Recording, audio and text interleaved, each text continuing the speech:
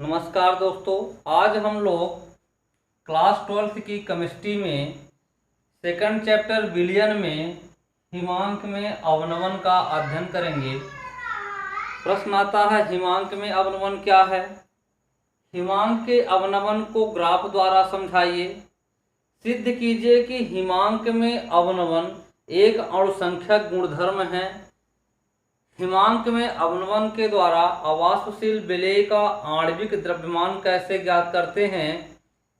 इस कई प्रकार से प्रश्न पूछे जाते हैं परीक्षाओं में। तो आज जो अपना टॉपिक है हिमांक में अवनमन का टॉपिक है। तो हिमांक में अवनमन पढ़ने से पहले जो इस में पहला शब्द है हिमांक, फ्रीजिंग पॉइंट, इसको हम लोग देखते हैं, इसकी परिभाषा सीखते हैं कि ये फ्रीजिंग पॉइंट क्या है, किसे हम हिमांक कहते हैं। हिमांक किसे कहते हैं? तो सिंपल सी बात है, कोई भी द्रव जिस ताप पर ठोस में चेंज हो जाए, कोई द्रव है और वह द्रव जिस ताप बिंदु पर या ताप बिंदु पर किसमें बदल जाए, ठोस में, तो उस ताप बिंदु को हम क्या कहते हैं? हिमांक कहते हैं। कोई भी द्रव जिस ताप बिंदु पर या जिस ताप पर ठोस पदार्थ में बदल जाता है, ठोस अवस्था में बदल जाता है, यानी वह द्रव जम जाता है या जमता है, उस ताप को हम हिमांक कहते हैं। अब देखिए, यह ताप कैसा होता है? ये द्रव किसमें चेंज होता है? ठोस में। तो ठोस में जब यह द्रव चेंज होता है तो एक ऐसी अवस्था आती है जब इस द्रव और इस ठोस के मध्य एक साम्यावस्था स्थापित हो जाती है। द्रव अवस्था और ठोस अवस्था के मध्य क्या स्थापित हो जाए? साम्यावस्था स्थापित हो जाए। और जिस ताप पर यह साम्य अवस्थापित होता है, उस ताप बिंदु को, उस ताप को हम क्या कहते हैं? हिमांक कहते हैं। ये परिभाषा है। इसकी दूसरी परिभाषा दे सकते हैं जो इस पर है कि जिस ताप पर किसी पदार्थ की द्रव और ठोस अवस्था के वाष्प दाब, द्रव के वाष्प दाब और ठोस के वाष्प दाब क्या हो जाएं? बराबर हो जाएं, एक समान हो जाएं, उस ताप को हम क्या कहते हैं? हिमांक कहते हैं। बिल्कुल ध्यान से सुनिएगा, क्या बताया जा रहा है? जिस ताप पर पदार्थ के द्रव और ठोस अवस्थाओं के वाष्प दाब क्या हो जाएं? बराबर हो जाएं, या इसके स्थान में बोल सकते हैं कि एक समान हो जाएं, उस ताप बिंदु को हम पदार्थ का हिमांक कहते हैं, द्रव का हिमांक कहते हैं। तो हिमांक को दो प्रकार से परिभाषित कर सकते हैं। एक क्या परिभाषा बताई गई आपको? वह ताप जिस पर कोई द्रव जमता है, ठोस अवस्था में बदलता है, उसे हिमांक कहते हैं। दूसरी परिभाषा है, अथवा किसी पदार्थ का वह ताप जिस पर उसके वाष्प दाब, किसी पदार्थ का वह ताप जिस पर उसके द्रव एवं ठोस अवस्थाओं के वाष्प दाब एक समान या बराबर हो जाते हैं, वह ताप हिमांक कहलाता है। हिमांक कहलाता है। इसे एफ से प्रदर्शित करते हैं। फ्रीजिंग पॉइंट, हिमांक को एफ से प्रदर्शित करते हैं। और ताप है तो टी एफ से, हिमांक ताप को टी एफ से प्रदर्शित करते हैं। हिमांक ताप को किससे प्रदर्शित करते हैं? टी एफ से। या फ्रीजिंग पॉइंट है या टी टेम्परेचर है। अब हम लोग हिमांक सीख गए हैं कि जिस ताप पर कोई द्रव जम जाता है, ठोस अवस्था में आता है, उस ताप को हम लोग हिमांक कहते हैं। जैसे पानी है और पानी 0 डिग्री सेल्सियस टेम्परेचर पर किसमें कन्वर्ट हो जाता है? बर्फ में बदल जाता है। और बर्फ पानी की कौन सी अवस्था होती है? ठोस अवस्था है। कौन सी अवस्था होती है? ठोस अवस्था है। और पानी कौन सी अवस्था है? द्रव अवस्था होती है। ठीक, वह ताप क्या कहलाता है? हिमांक ताप कहलाता है। इस कंडीशन में पानी और बर्फ की जो वाष्प दाब होती है वो एक समान होती है और उनके मध्य एक साम्य स्थापित हो जाता है। आइए अब हम अपने टॉपिक में चलते हैं, हिमांक में अवनवन में चलते हैं। अब जैसे मान लीजिए कि जो हम पानी की बात कर रहे हैं, ये वाटर लिए हैं, ये वाटर हमारा सॉल्वेंट होता है, ये विलायक है। वाटर क्या होता है? विलायक है। और यह विलायक जो है यानी पानी, यह ठोस में जब बदलता है, ठोस अवस्था में बदलने के लिए, बर्फ में बदलने के लिए इसको जो हमको टेम्परेचर देना पड़ता है तो 0 डिग्री सेल्सियस देना पड़ता है। अब मान लीजिए कि इसी विलायक में हमने विलायक रखा और इसी विलायक में हमने विलेय पदार्थ नमक का सूत्र होता है NaCl मिला दिया। ये अवाष्पशील विलेय पदार्थ है, वाष्पित नहीं होता है। ठीक, जब इसमें मिला दिया तो ये जो हमारा बना, तो ये हमारा बन गया विलयन। अब जब इस विलयन को हम ठंडा करते हैं, जमाते हैं, ठोस अवस्था में लाने का प्रयास करते हैं, तो यह विलयन किसमें बना है? पानी में, नमक को मिलाया था, विलयन बना। यह विलयन 0 डिग्री सेल्सियस से और माइनस टेम्परेचर में जमता है। मान लीजिए कि यह ठोस अवस्था में कन्वर्ट होने के लिए इसको हमें कितना टेम्परेचर देना पड़ता है? -1.5 डिग्री सेल्सियस। तो देखिए इसका टेम्परेचर क्या है? विलायक के टेम्परेचर क्या है आपका? अधिक है, 0 डिग्री सेल्सियस है। और इसका टेम्परेचर क्या हो गया? कम हो गया। विलायक का जो शुद्ध विलायक है, विलायक का जो हिमांक होता है, तो उसके हिमांक को हम लोग प्रदर्शित करते हैं TF0 से। विलायक के हिमांक को किससे प्रदर्शित करते हैं? TF0 से। और विलयन के हिमांक को प्रदर्शित करते हैं TF से। अब देखिए विलायक का हिमांक अधिक है और विलयन का हिमांक क्या है? कम है। तो हिमांक में अवनवन पढ़ रहे हैं, तो हिमांक के अवनवन को शो करते हैं डेल्टा TF से शो करते हैं, डेल TF से इसे शो करते हैं। तो ये होता क्या है? डेल TF होता है विलायक का हिमांक और विलयन के हिमांक का अंतर होता है डेल्टा TF0 माइनस TF को हम लोग हिमांक में अवनवन कहते हैं। परिभाषा क्या देंगे इसकी? किसी विलयन का या किसी पदार्थ का हिमांक में अवनमन की क्या परिभाषा देंगे कि विलायक और विलयन के हिमांकों का अंतर, ये विलायक का हिमांक है, ये विलयन का हिमांक है, तो विलायक और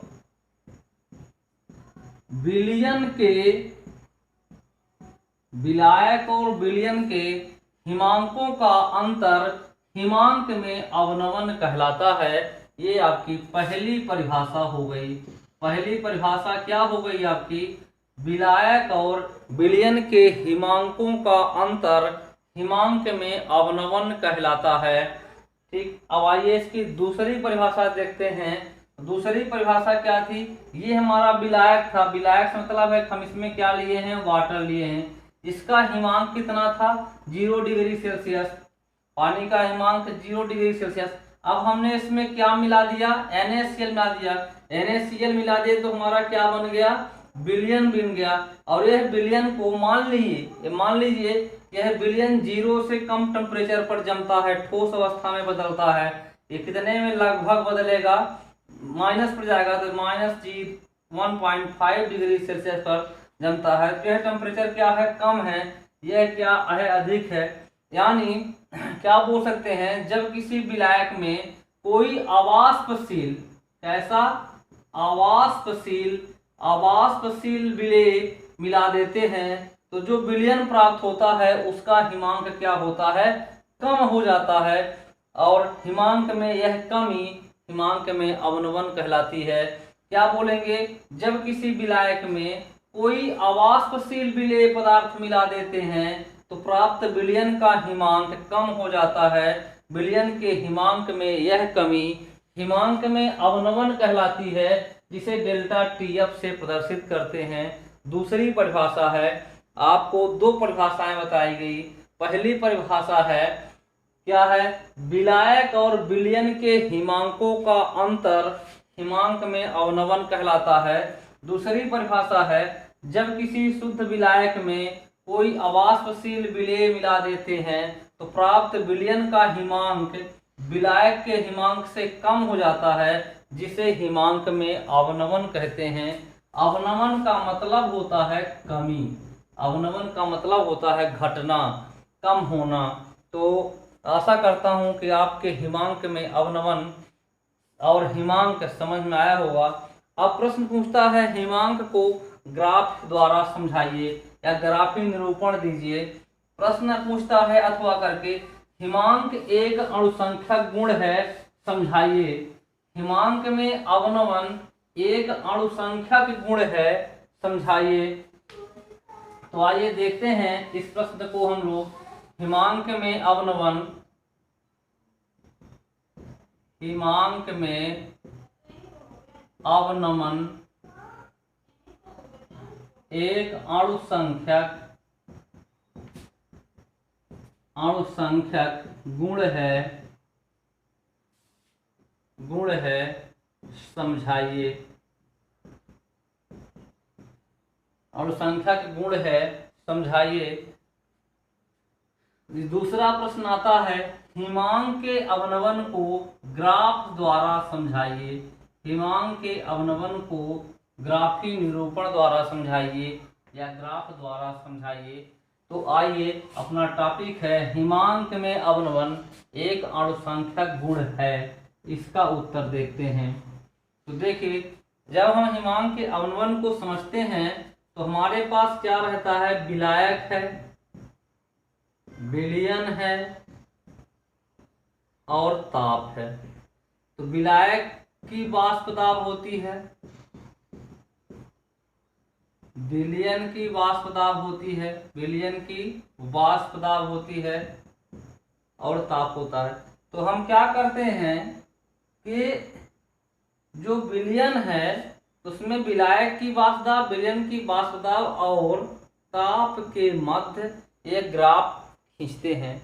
ये एक्स अक्ष है, इस अक्ष पर हम लोग टेम्परेचर लेते हैं ताप केल्विन पर, और इस अक्ष पर हम लोग लेते हैं वाष्प दाब, वाष्प दाब। ये वाई अक्ष है। अब होता क्या है, देखिए, जैसे मान लीजिए कि हमारे पास दो विलयन है, दो द्रव है, एक विलायक है और एक विलयन है। देखते हैं, यहाँ पर अपने पास दो द्रव है, ये तो ये विलायक है और ये विलयन हो गया। ठीक, अब देखिए, जब ये इसको टेम्परेचर घटाते हैं इस द्रव अवस्था से यहाँ पर आता है, तो यह विलायक जो है इस पॉइंट पर जमने लगता है, ठोस अवस्था में बदलने लगता है और यहाँ पर ये ठोस अवस्था में रहता है। ठीक, तो जो ये वाला ग्राफ आपका दिख रहा है, ये ए है, ये बी है, ये बी हो गया, ये सी हो गया और ये डी हो गया। अब देखिए, तो ये जो चीजें दिख रही है ए बी, ये द्रव विलायक है। कैसा विलायक है, द्रव विलायक है। जो ये दिख रहा है आप यहाँ पर, ये पॉइंट बी और सी, यहाँ पर बी और डी, ये ठोस विलायक है। इस पॉइंट के बाद जो है, जो द्रव अवस्था में है इस पॉइंट से, तो है किस में चेंज हो जाता है, ठोस में। ये ठोस विलायक है, ये द्रव विलायक है, ये ठोस विलायक है बीडी। अब जो है यहाँ पर विलयन है, यहाँ पर विलयन है, इसका टेम्परेचर घटाते हैं तो जब नीचे करते हैं तो यह विलयन बिंदु डी पर, यह विलयन बिंदु डी पर ठोस अवस्था में चेंज होता है। इस अवस्था में, ठोस अवस्था पर चेंज होता है यहाँ इस टेम्परेचर पर वह ठोस अवस्था में जाता है बिंदु डी। और जो ये आपका सी डी वक्र है ये ठोस विलयन का है। किसका है? ठोस विलयन है। और अब देखिए बिंदु डी पर, बिंदु बी पर देखते हैं, इस पॉइंट पर बिंदु बी, ये यहाँ पर बी लिखा हुआ है। बिंदु बी पर ठोस विलायक और द्रव विलायक की वाष्प दाब क्या हो गई? एक समान हो गई। इस बिंदु का जो संगत ताप है उस संगत ताप को हम विलायक का हिमांक TF0 से निरूपित करते हैं। TF0 होता है। बिंदु डी पर देखिए ठोस विलयन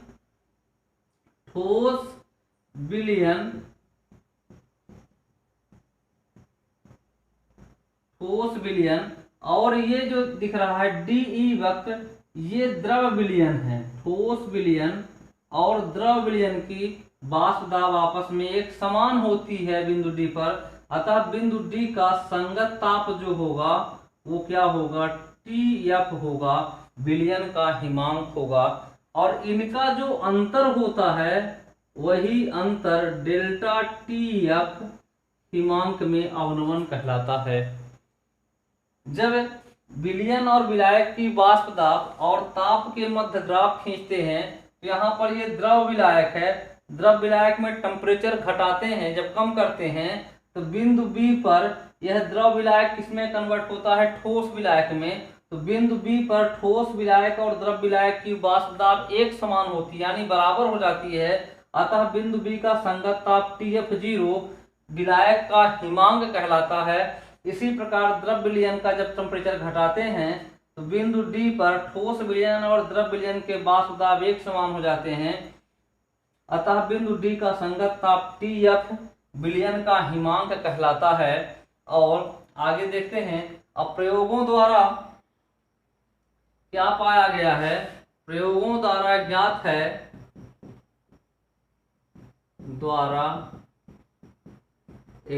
है कि जो हिमांक में अवनमन है, देखिए विलयन का हिमांक कम है और विलायक का हिमांक क्या है? अधिक है। तो क्या हो गया? हिमांक में अवनमन हो गया। विलयन के हिमांक में कमी, हिमांक अवनमन होगा। ज्ञात क्या है? प्रयोगों द्वारा ज्ञात है कि जो हिमांक में अवनमन है वह विलयन के मोललता के समानुपाती होता है। हिमांक में अवनमन विलयन के मोललता के समानुपाती होता है।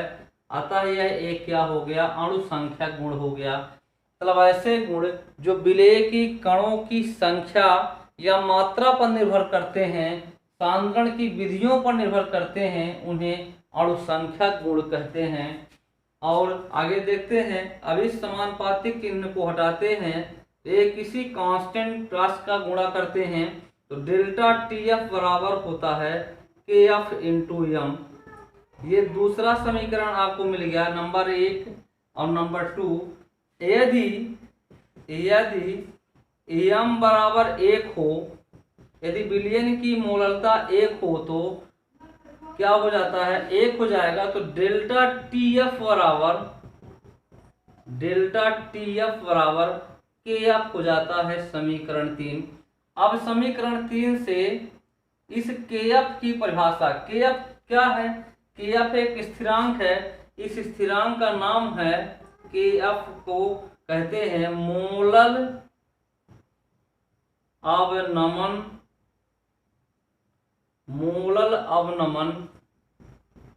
स्थिरांक,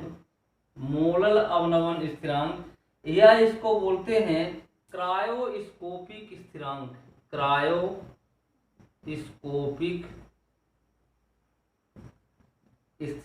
कहते हैं। क्रायोस्कोपिक स्थिरांक कहते हैं।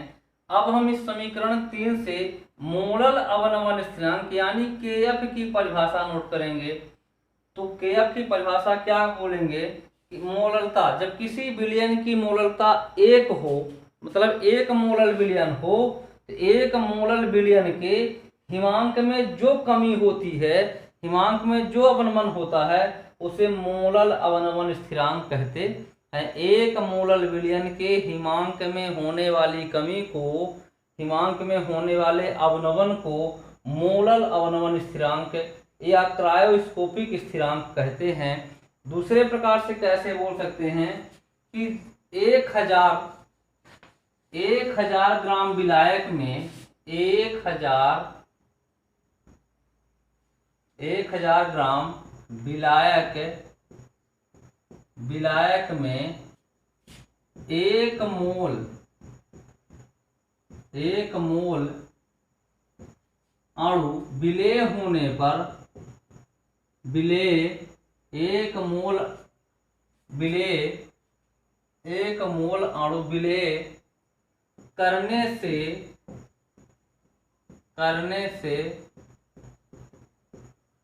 विलयन के हिमांक में जो कमी होती है उसे मोलल अवनवन स्थिरांक कहते हैं। उसे मोलल अवनवन स्थिरांक कहते हैं। आशा करता हूं आपकी समझ में आया होगा। इसके बाद प्रश्न आता है, हिमांक में अवनवन की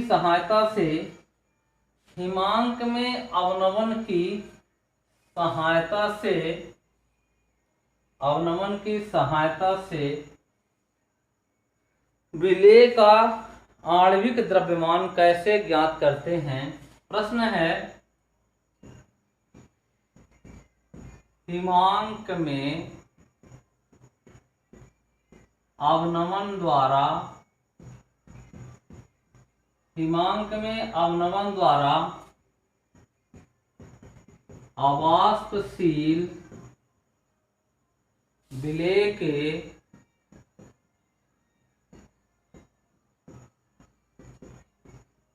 आणविक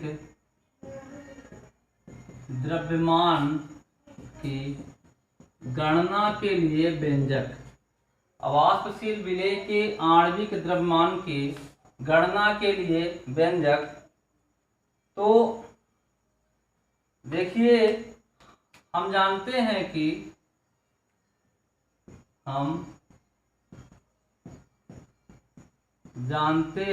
कि डेल्टा टी एफ बराबर KF इंटू एम। एम विलयन की क्या है? मोललता है। तो किंतु विलयन की मोललता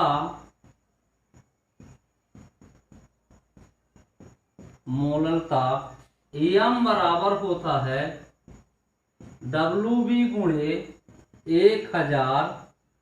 WB विलेय का द्रव्यमान है बटे MB विलेय का आणविक द्रव्यमान इंटू WA विलायक का द्रव्यमान। ये विलयन की मोललता का सूत्र होता है समीकरण 2। WB जहां WB बराबर विलेय का ग्राम में द्रव्यमान,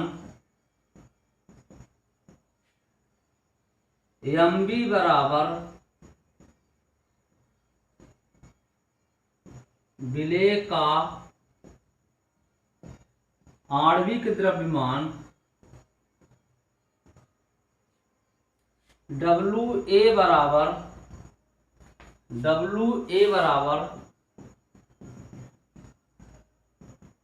विलायक का ग्राम में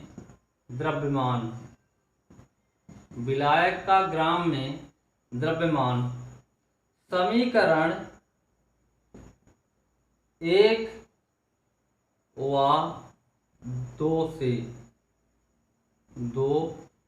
से समीकरण 1, 2 से m का मान समीकरण 1 में रखते हैं तो होता है डेल्टा TF बराबर KF गुणे WB गुणे 1000 बटे MB गुणे WA। हिमांक में अवनवन की गणना करनी हो इस सूत्र से करते हैं। आणविक द्रव्यमान की गणना करनी हो तो आणविक द्रव्यमान क्या है, mv है। तो AI इसको लिखते हैं mv बराबर kF गुणे WB गुणे 1000 बटे डेल्टा TF गुणे WA, डेल्टा TF गुणे WA। ये सूत्र होता है विलेय के आणविक द्रव्यमान के लिए।